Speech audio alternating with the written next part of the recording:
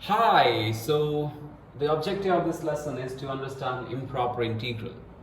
Now what I'm going to do is I'm going to take two different examples to show firstly what is difference between integral and improper integral.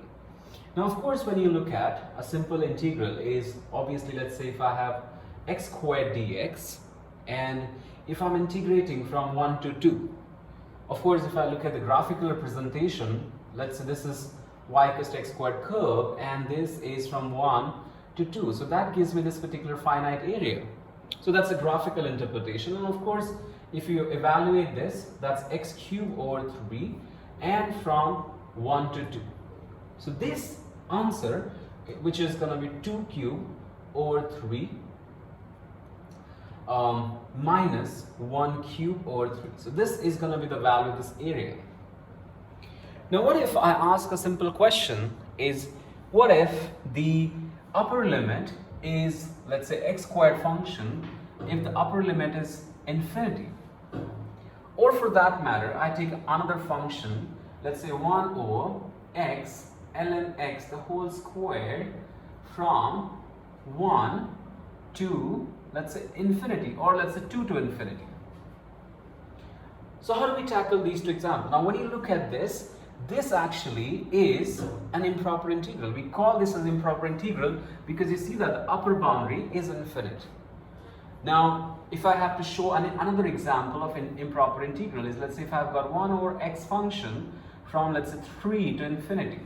The 1 over function, we know it is like this, and if I say that 3 to infinity, it means that I'm calculating this area which is never going to end. So what we do is, in this kind of case, we actually refer these integrals as improper integral. Now when you want to evaluate this, the improper integral, we follow standard procedure, and there are two types of improper integral. One, your answer is completely infinite, that the final answer is not convergent to a fixed answer, and they are referred as divergent improper integral. This, like for example here, if you approximate this area, might come to certain value, and they are referred, there might be, we can say that they're convergent. So let's just talk about, and let's try to find out I'm going to just take one of the example and say that I'm going to find out the improper integral for, let's say, value of 1 over x ln x the whole square from let's say 2 to infinity. And let's see what's the procedure firstly. Now whenever we have the upper limit as infinity, you are going to try and write down firstly this as limit form. So you say that, okay, I'm going to assume the upper limit as, let's say, b tending to infinity, of course, and you're going to take this integral as 2 to be 1 over x ln x the whole square. So you're going to take this, you're going to make the correction to the form as given here. Now once you're done, after that, you're going to evaluate this integral. So the next step is to evaluate the integral. Now let us find out the integral value. So when I look at here, you need to have a good knowledge of the integration skills. So let's say if I'm integrating 1 over x ln x the whole squared, this part is going to be, let u be ln x, of course by integration by substitution. And after that, you're going to replace this dx in terms of u. So du over dx is going to be 1 over x. The derivative of ln x is 1 over x. Now after that, you make dx a subject, it is going to be x du. You're going to replace out here. And so what you get is 1 over x u squared times x du.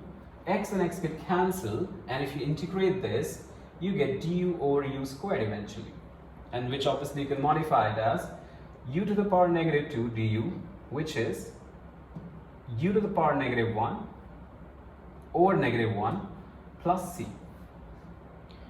After this step, we have got 1 over u plus c as the integral. which means that negative 1 over u plus c, which means that I have got the integral as negative 1 over ln x plus c.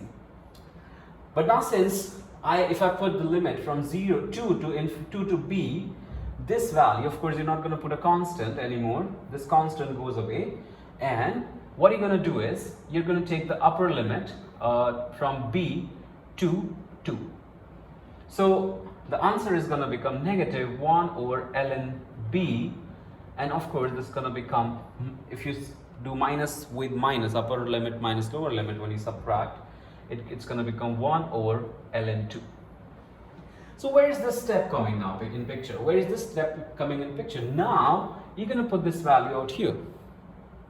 So when you put this value out here, you're going to get negative 1 over ln infinity plus 1 over ln 2.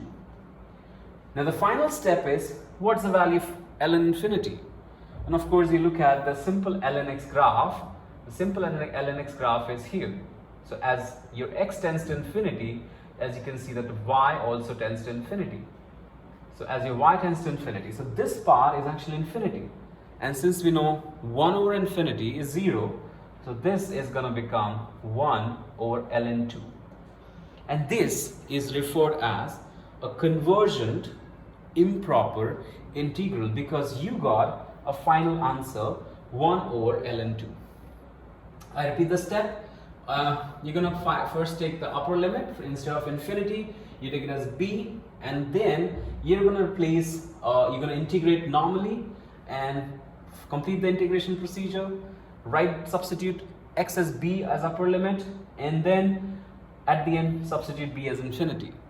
And if your final answer is coming as a finite number, then it is called as a proper, convergent improper integral, or else it is divergent. I hope this is helpful.